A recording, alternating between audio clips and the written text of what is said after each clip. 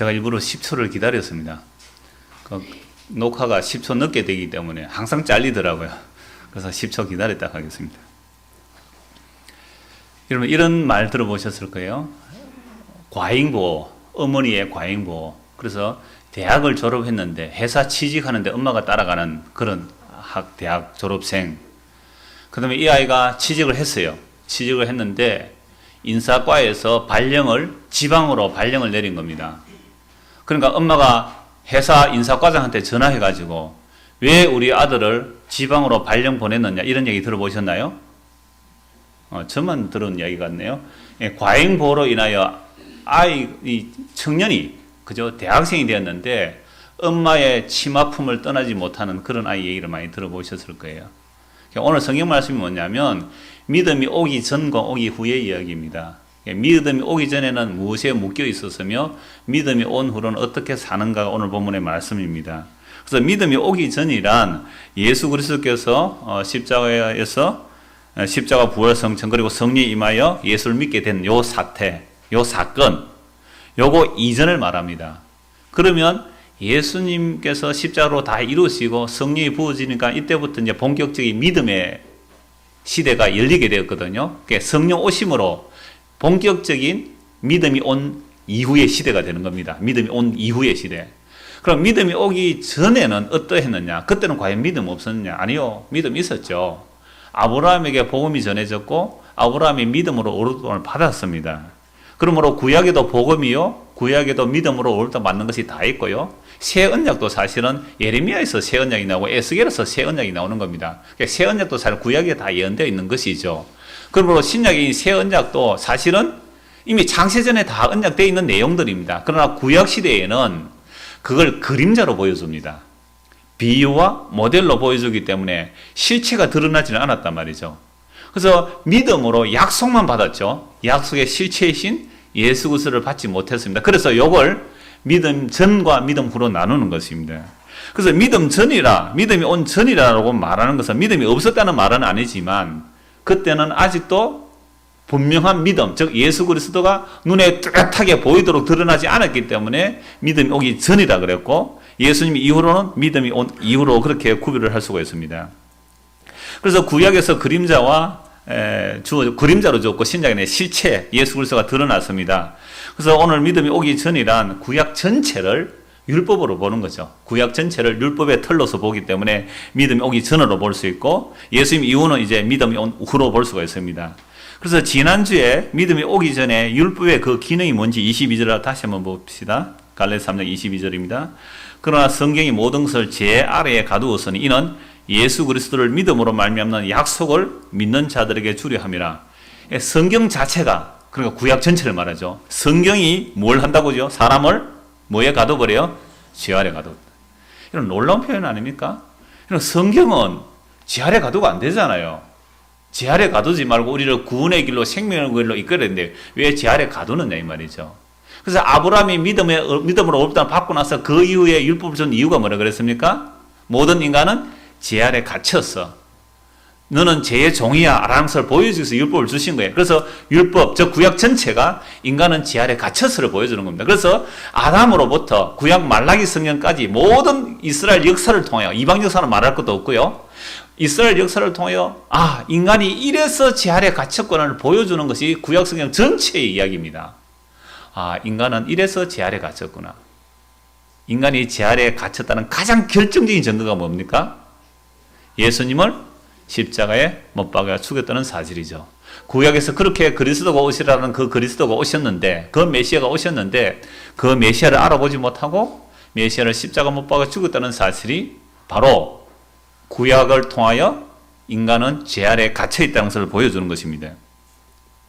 그래서 예수 그리스도를 믿음으로만 의롭다함을 받게 하는 요 일을 위해서 구약 성경 전체를 통하여 인간을 죄 아래 가두었다는 말씀입니다. 그래서 로마서 12장 32절도 모든 율법이 사람을 불순종 안에 가두어버렸다. 순종치 못할 안에 가두어버렸다.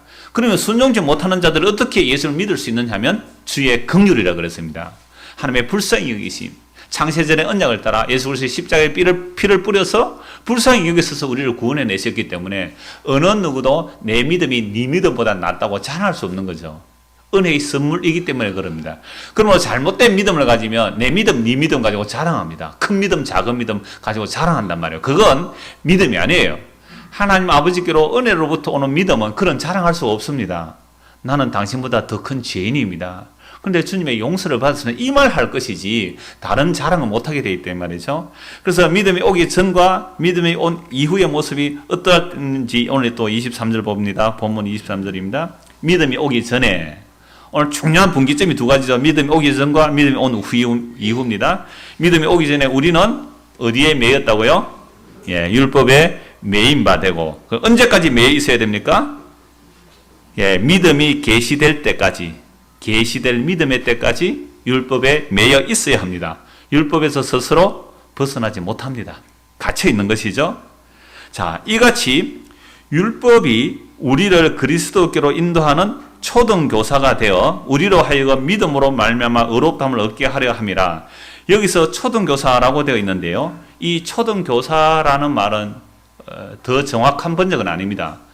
초등교사에게로 인도하는 종, 이게 율법의 기능이에요. 이게 이 당시의 문화적 환경을 보기 위해서 제가 주석을 하나 보았는데요. 여러분들 소크라테스, 플라톤, 아리스토텔레스 이런 얘기 많이 듣잖아요. 이런 사람들이 예수님보다 한 2, 3세기 앞의 사람들입니다. 이 그리스에서 철학이 발달하는 이유는 이 소크라테스, 플라톤, 아리스토텔레스 자유인이거든요. 자유인이란 말은 노동 안 해도 살아가는 사람들. 그 다음에 그들이 정복해서 노예들이 다 경제를 운용합니다. 그 사람들은 먹고 마시고 할 일이 없어요. 할 일이 없으면 뭐 하겠어요?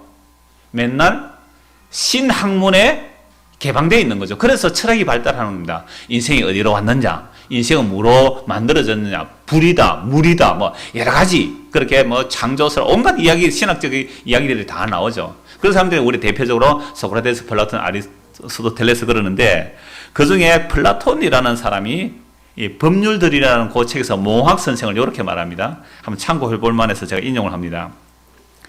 양이나 다른 변통성 없는 피조물이 양, 짐승이란 말이죠. 그건 변통성이 없는 우리식으로 말 어떻게?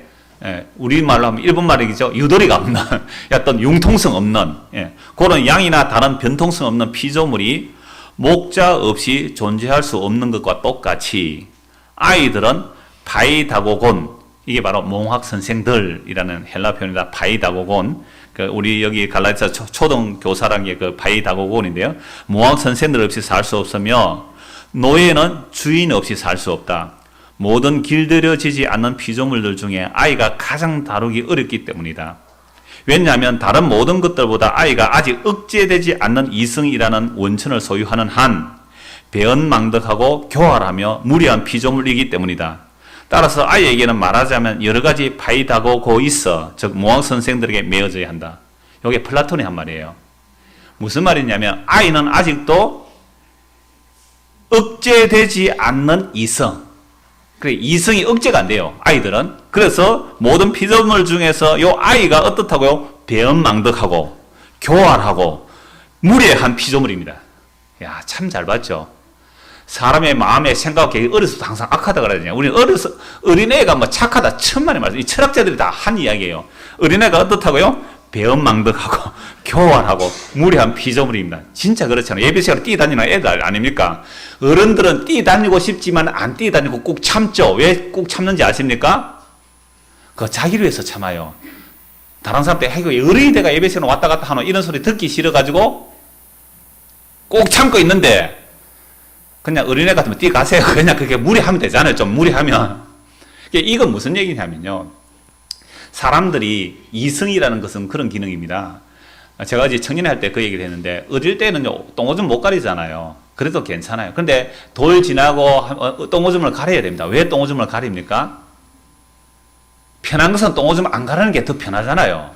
이 겨울밤에 화장실 가려면 얼마나 힘들어요. 요즘이요, 방문 열면 여기 화장실이잖아요. 우리 시골에서는요, 방문 열고 그 마루를 지나서 축담을 계단을 내려가서 마당을 가로질러서 저 흙강 구석에 그 찬바람 싱싱 부는데 그 끄적대기 하나 이렇게 앞에 가로는 거기 그 재래식 화장실 가면 밤에 정말 가기 싫거든요. 그러니까 이 어린애들이 왜 똥오줌을 가리냐 하면 칭찬받기 위해서 똥오줌을 가립니다. 어이구 우리 자식 이제 벌써 오줌 가리네, 똥 가리네. 애들이 공부하시는데 왜 학교 와서 공부하는지 아세요? 결국 칭찬받고 공부하면 뭐 하나 사주잖아요.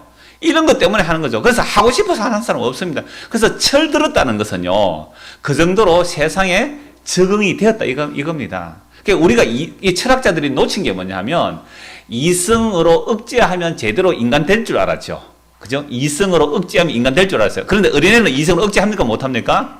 못하잖아요. 그래서 이성을 차리라 뭐 이런 말 많이 하잖아요. 근데 이 이성을 믿고 산 인간들이 가장 실망한 사건이 무슨 사건이에요? 2차 대전과 2차 세계대전입니다. 2차 세계대전을 통하여 인간의 이성이 이렇게 악랄하구나 하면서 그때부터 니체라는 사람 또는 여러 가지 철학자들이 나오면서 인간은 무상하다. 이 살아서 뭐하노? 그냥 막 자살하기 좋다 해서 막 자살이 유행처럼 번졌던 그런 시대도 있습니다. 그래 인간이 이성 믿고 살 수 없다는 거죠. 그런데 이 철학자는 그래도 믿을 게 이성뿐이니까 어린애는 뭐가 없다고요? 이성으로 억제가 안 되는 거예요. 이성으로 억제가 안 되니까 이런 어린 아이를 누구를 붙여준다고요? 몽학 선생. 지금 우리 초등교사가 되어 있지만 옛날 성에는 뭐로 되어 있어요? 몽학 선생. 몽학 선생을 붙여주는 거예요. 아주 무례하고 교활하고 아주 버릇장머리 없기 때문에 종을 붙여주는 겁니다. 그래서 종을 붙여서 학교까지 데려가고 학교까지 데려오는 거 종이에요. 이 몽학 선생이라는 말 자체가 종입니다. 종. 언제까지요? 예. 이제 부모가 직접 말할 때까지. 부모가 직접 말할 때까지.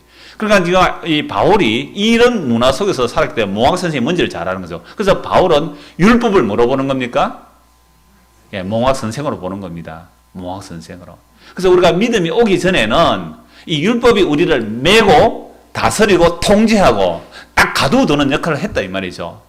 그래서 종이라도 주인의 아들이 어릴 때는 매를 댈 수도 있거든요.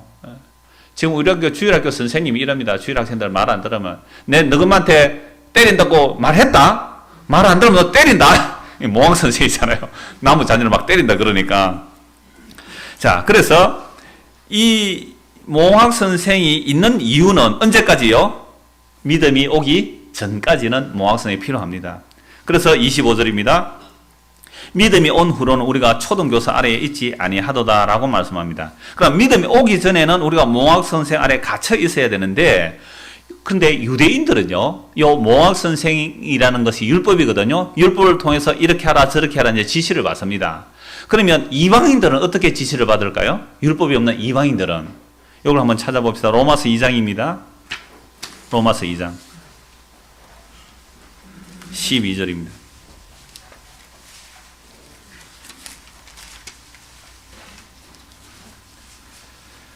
자, 무릇 율법 없이 범죄한 자는 또한 율법 없이 망하고, 무릇 율법이 있고 범죄한 자는 율법으로 말미암아 심판을 받으리라. 그러니까 율법을, 몽학 선생이죠. 율법을 받았는데 율법을 지키지 않은 자는 율법으로 심판을 받는데 율법 없이 범죄한 자는 율법 없이 망하는 거죠. 13절 하나님 앞에서는 율법을 듣는 자가 의인이 아니요 오직 율법을 행하는 자라의 의롭다 하심을 얻으리니. 우리 갈로 안에 같이 한번 읽어봅시다. 율법 없는 이방인이 본성으로 율법의 일을 행할 때에는 이 사람은 율법이 없어도 자기가 자기에게 율법이 되나니 이런 이들은 그 양심이 증거가 되어 그 생각들이 서로 혹은 고발하며 혹은 변명하며 그 마음에 생긴 율법의 행위를 나타낸다. 율법이 있는 사람은 율법을 가지고 뭘 척도 점검한다고요? 내가 죄를 지었나 안 지었느냐.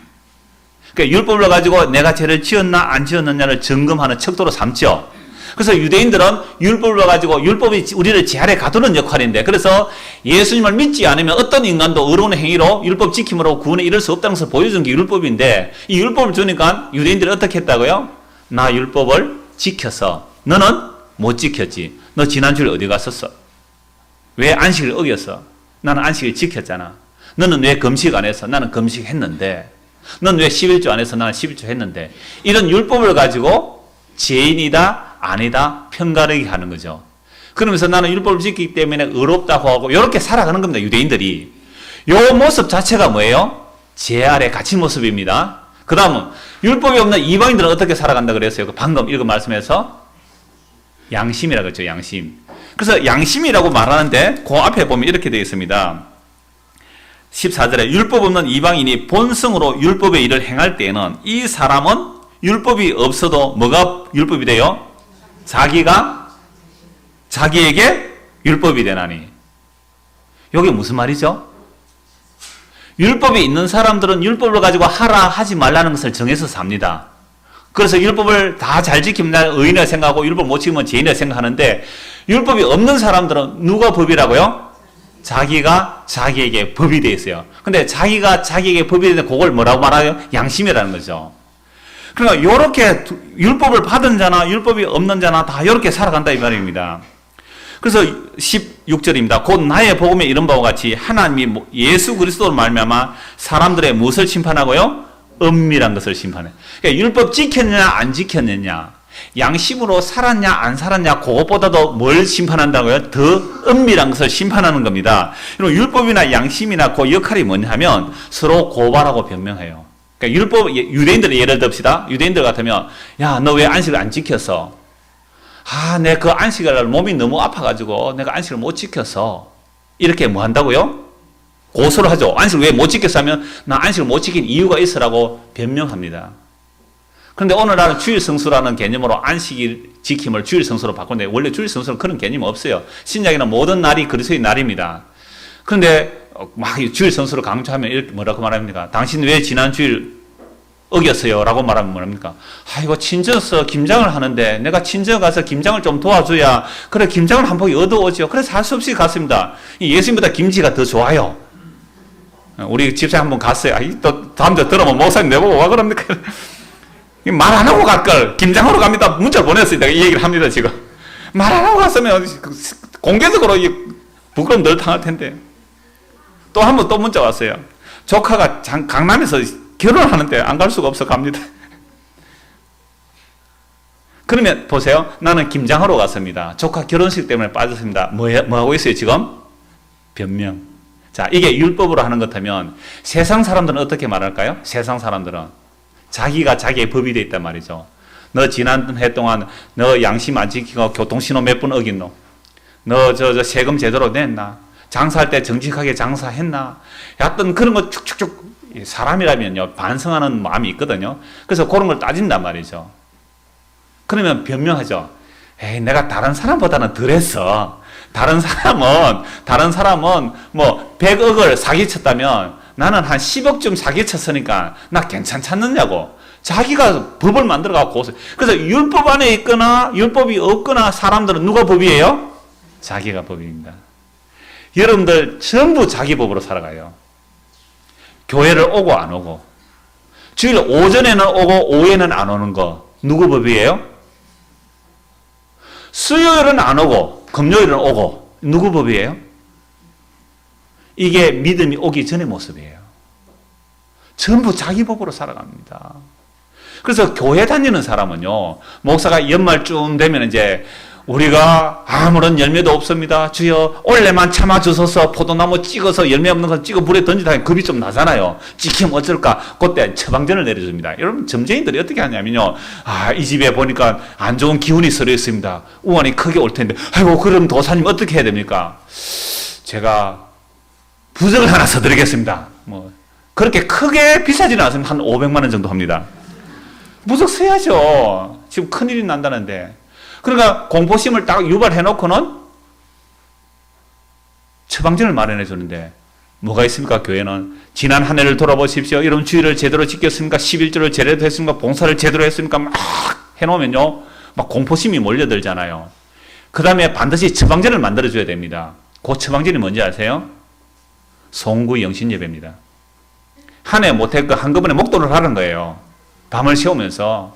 그래서 그날 헌금이 제일 많이 나온답니다. 제가 아는 목사들 이야기를 들어보면.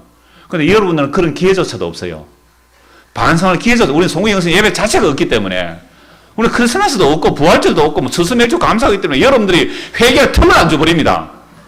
그건 회개도 아니지만 그건 반성 사원밖에 안 되지만 그거 자기 법이거든요. 그러면 예수 안 믿는 세상 사람들은 어떻게 할까요? 내가 원래 내 한 해 동안 한 돈 100억 정도 벌었는데 좀 미안하다. 내가 돈을 많이 벌었기 때문에 다른 사람 참 가난해졌지. 그 양심의 그 가책을요, 뭘 합니까? 불이웃돕기 하면 되잖아요. 불이웃돕기. 그거 누구 법이죠? 그래서 모든 인간은 자기 법대로 살아가는 거. 요거 언제부터 이런 일이 일어났죠? 아담과 하와가 선악과 따먹고부터 스스로 하나님 돼가지고 스스로 옳다 그러다 자기 법 정해서 삽니다. 교회 다니는 저와 여러분들 다 그렇습니다. 여기서 나는 내 법대로 안 살아간다는 사람 한 명도 없습니다. 제가 장담컨대 저 자신도 제 법으로 살아가거든요. 제 마음을 비춰볼 때 여러분들도 전부 다 여러분의 법대로 살아요. 그러니까 여러분들은 믿음이 오기 전에 삶이에요? 믿음이 온 이후의 삶이에요? 그러니까 우리는 믿음의 사람이 있습니까? 없습니까? 한 명도 없습니다. 그러니까 우리는 다 어디 가야 되죠? 지옥 가는 게 당연합니다. 그래서 수요일 전에 말씀드렸잖아요. 이스라엘 백성들이 함께 범죄이기 때문에 바벨론 포로 잡혀갔습니다. 고생합니다. 그걸 레위기 20장에서 뭐라 그랬어요? 형벌을 즐겁게 받아라. 그게 네 자리다. 네 자리다. 그럼 우리가 이 땅에 살면서 우리에게 환난과 고난을 오면 뭐라고 해야 되죠? 나는 이 형벌을 즐겁게 받아야 합니다. 환난을 다 기뻐하라 그랬거든요. 그게 언약 백성이에요.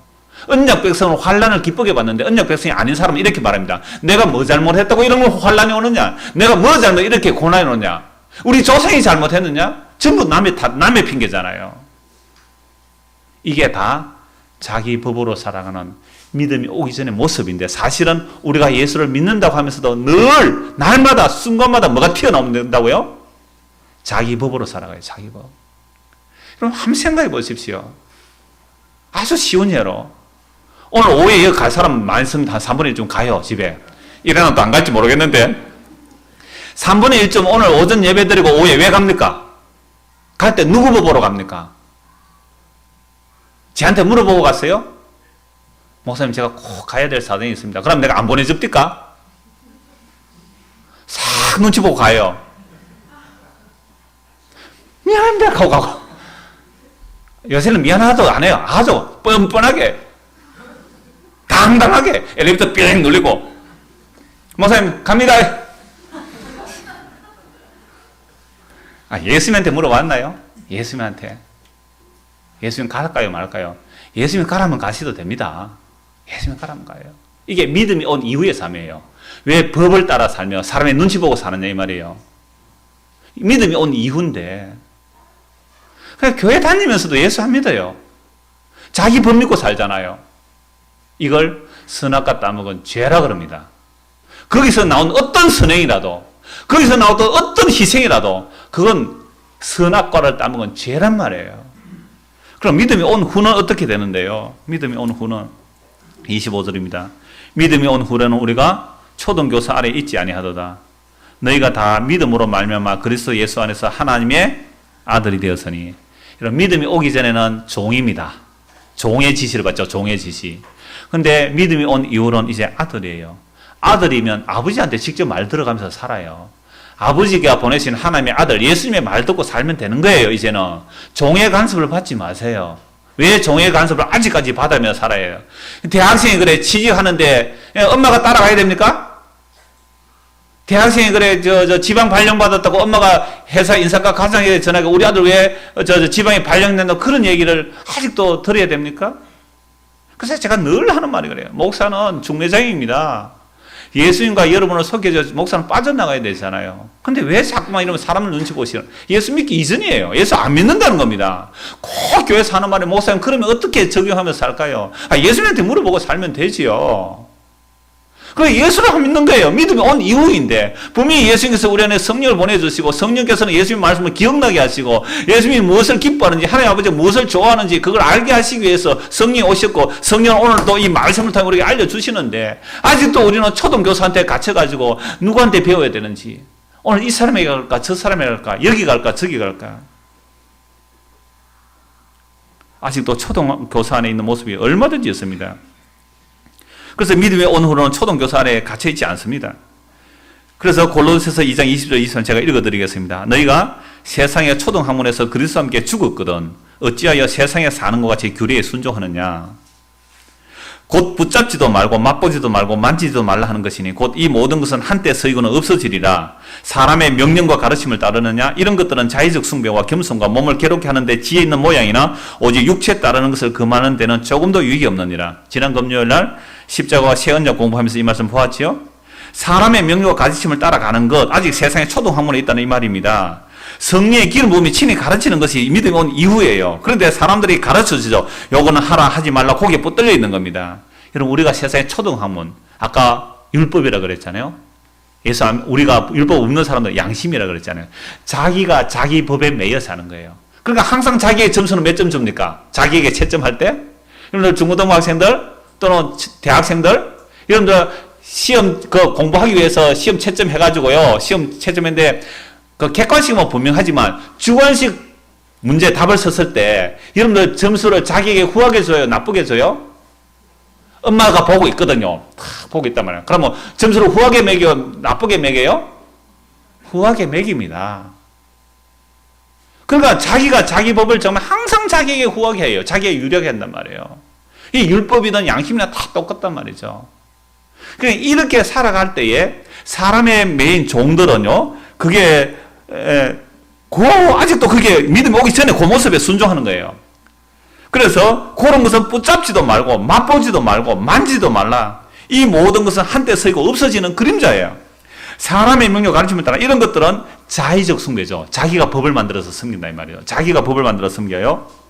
겸손과 몸을 괴롭게 하고 막 금욕하고 기도하고 철회하고 그러니까 야, 저 사람 참 지혜 있는 모습으로 보이지만 이것 자체가 육체예요. 그러므로 이런 육체에 따르는 것을 그만 조금도 유의 없습니다. 골로새 2장 1절에서 19절 전체 보면 하나님의 비밀이 예수 그리스도 안에 있다라고 말씀합니다. 그래서 예수 그리스도 안에 믿음과 지혜와 지식의 보가 다 들어있다고 말씀합니다. 다시 3장 26절입니다. 너희가 다 믿음으로 말미암아 그리스도 예수 안에서 하나님의 뭐가 됐다고요? 아들이 되었어요. 이제 종의 지시를 받는 것이 아니라 하나님의 아들의 지시를 받는 거죠. 하나님의 아들의 지시를 받는 것은 하나님의 아들의 영인 성령의 지시를 받는 겁니다. 그래서 27절입니다. 누구든지 그리스도 합하기 위하여 세례를 받은 자는 그리스도 옷 입었느니라. 우리가 세례식 할 때 말씀드렸죠. 세례는 예수님과 함께 뭐 하는 것이라고요? 묶이는 것이라고. 예수님과 함께 십자가에 못 박혀 죽었고 또 예수님과 함께 살아난 거예요. 2000년에 예수님이 죽으시고 살아나셨지만 우리를 시간과 공간을 초월하여 믿음으로 우리가 그리스도와 함께 묶였어. 함께 죽고 함께 살아났다 이 말입니다. 그러면 이제는 우리가 믿음이 오기 전에 사람이 아니라 믿음이 온 이후의 사람이라는 거죠. 예수 그리스도 안에서 연합되어 있는 겁니다. 예수 그리스도 하나 되어 있는 거죠. 이런 상태를 뭐라고 하냐면 그리스도로 옷 입는다라고 말씀합니다. 예수님의 옷을 입는 거예요. 그래서 예수님이 우리의 옷입니다. 예수님이 우리가 다른 옷을 입혀주는 게 아니고 예수님이 우리의 옷이에요. 그래서 하나님 앞에 설 때는요, 예수님을 입고 나가는 겁니다. 예수님을 입고 나가는 거. 그게 의의잖아요. 로마서 13장 11절에서 14절 말씀입니다. 또한 너희가 이 시기를 알거니와 자다가 깰 때가 벌써 되었으니 이는 이제 우리의 구원이 처음 믿을 때보다 가까웠느니라. 자다가 깰 때가 벌써 되었다. 책상 이걸 하면 이렇게 해야 됩니다. 주무시는 한두 분 계셔서 하는 겁니다. 자다가 제가 좀 예민합니다. 자는지 아닌지 다 알아요. 자, 자다가 깰 때가 벌써 되었으니 왜요? 이제 우리의 구원이 처음 믿을 때보다 가까워졌지 않습니까? 밤이 길고 낮이 가까웠으니 그러므로 우리가 어둠의 일을 벗고 빛의 갑옷을 입자. 낮에와 같이 단정히 하고 방탕하거나 술 취하지 말며 음란하거나 호색하지 말며 다투거나 시기하지 말고 오직 주 예수 그리스도로 옷 입고 정욕을 위하여 육신의 일을 도모하지 말라. 우리가 살아가는 모든 삶의 과정이 다 정욕을 위한 거예요. 교회에 와서 한다고 해도 그것도 자기는 자기 정욕을 위한 게 얼마나 많습니까? 그러므로 무엇으로 옷 입으라고요? 그리스도로 옷 입어라. 낮에와 같이 단정히 행하고 방탕하고 술 취하고 음란하거나 호색하지 말며 다투거나 시기하지 말고 그리스도로 옷 입어라. 그리스도로 옷 입어라. 믿음이 온 이후로는 예수님 믿고 산다 이 말입니다. 갈라디아서 3장 28절 말씀입니다. 너희는 유대인이나 헬라인이나 종이나 자유인이나 남자나 여자나 다 그리스도 예수 안에서 하나입니다. 여러분 유대인들은요 헬라인 이방인들을 개같이 취급했습니다. 그러나 믿음이 오고 나니까 유대인이나 헬라인이나 뭐가 되었다고요? 하나가 되었어요. 여러분 개라고 할 때 이 개는 애완용 개가 아닙니다. 개를 부모님보다 더 아끼고 키우는 개 같은 세상입니다. 참으로 이 개를 얼마나 아끼는지 그런 애완용 개가 아니고 이 당시의 개는요, 부정한 짐승이요, 아주 끓이끼는 짐승. 그러한, 우리 잡아먹는 개가 아니거든. 우리는 보신탕 까면 되지만, 유대인들은 개 안 잡아먹대. 얼마나 더러운, 개 같은 카면은 완전 모독이야, 완전 모독. 그게 이방인. 근데, 그런 모독하는 개하고, 니하고 내하고 뭐라고요? 하나다. 뭐 때문에? 예수님의 피 때문에.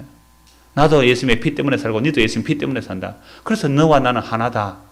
그 다음에 또 뭐가 하나라 그랬어요? 종이나 자유인. 이 종은 말하는 짐승으로 봅니다.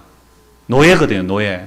그러니까 주인과 종이 하나라 그랬어요. 우리나라에 처음에 이 기독교가 들어왔을 때요, 어떤 교회는 양반들만 나가는 교회, 어떤 교회는 상놈들만 나가는 교회 서울에 있었대요. 어떻게 감히 양반하고 상놈 같이 예배드리냐 이래가지고 뭐 서울의 연동교인이 뭐 그런 역사들 보면 좀 있어요. 우리 교회 때. 그게 뭔 말입니까?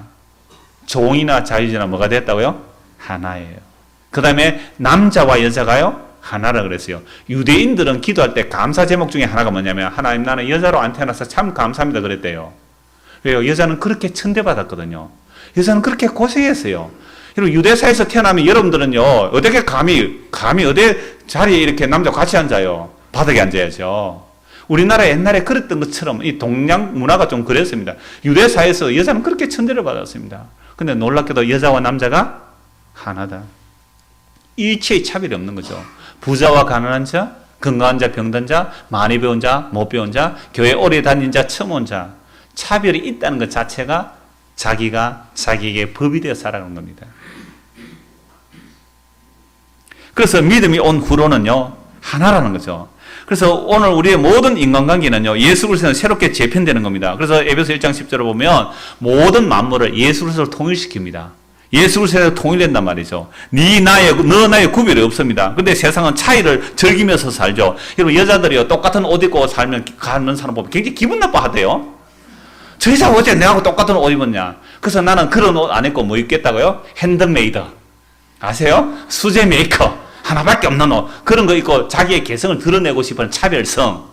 이게 교회도 마찬가지예요. 이런 사람이 교회로 오니까 나는 너보다 성경 많이 알아. 난 너보다 기도 많이 해.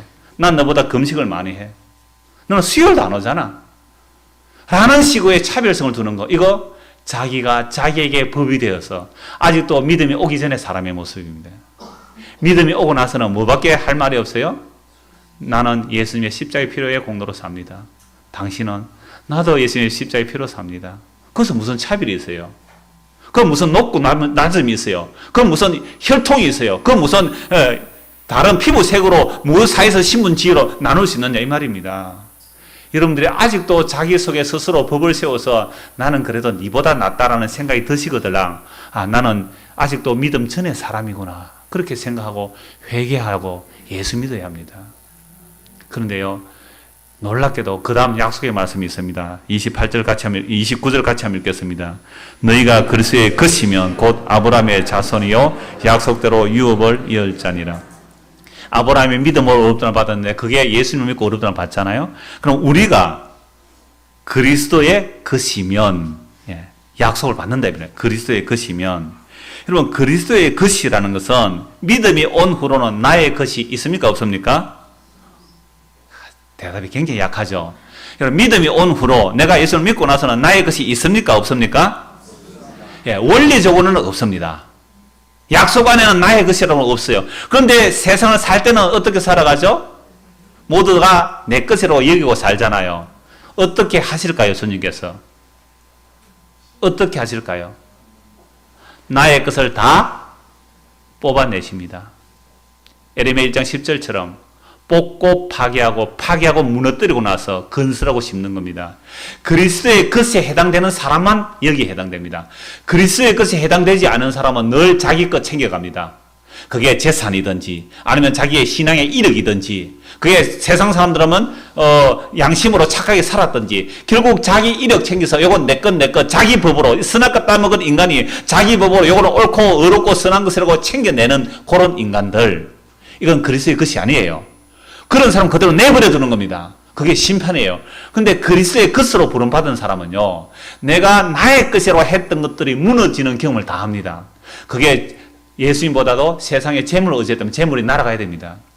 예수님보다 건강을 의지했다면 나는 내 건강 믿고 살다 그 건강 날아가야 되는 거죠. 나는 내가 교회 열심히 나오고 내 성경 지식, 내가 신앙생활했던 이력, 내가 교회에 헌금하고 봉사했던 그 이력을 만장 가지고 있다면 그거 그리스도의 것에 속하는 사람은 그거 다 날아갑니다. 그래야만 그리스도의 것이 되거든요.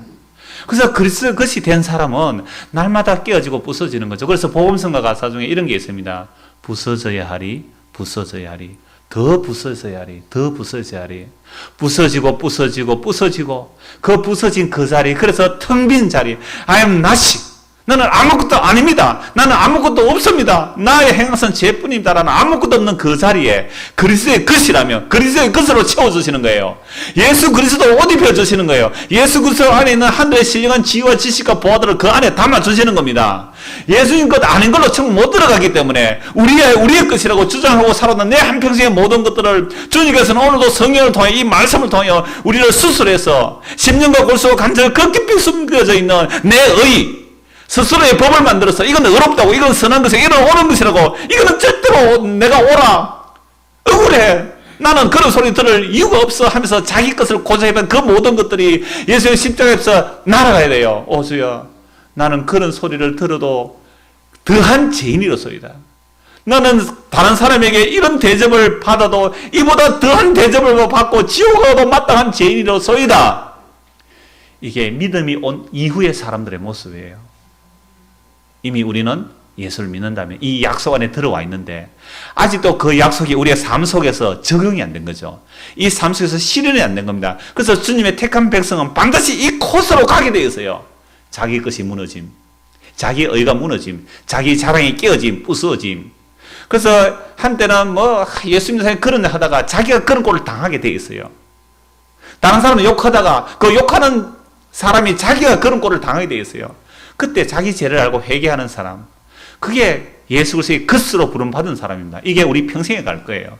그러나 그렇게 낮춰질 그때에 내가 나의 것이 아니고 그리스도의 것으로 부름을 받았기 때문에 주님께서 이렇게 나를 하나님의 자녀로 만들어 가시구나, 달게 받아들이는 저와 여러분 되기를 소원합니다.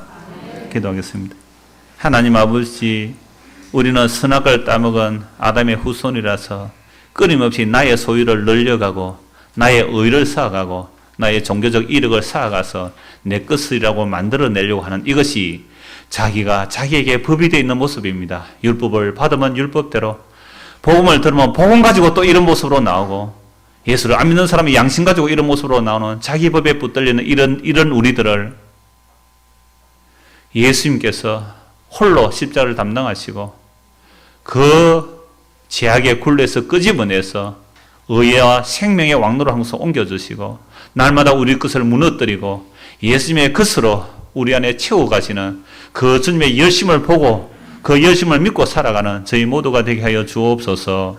예수 그리스도 이름 받들어 기도드리옵나이다. 아멘.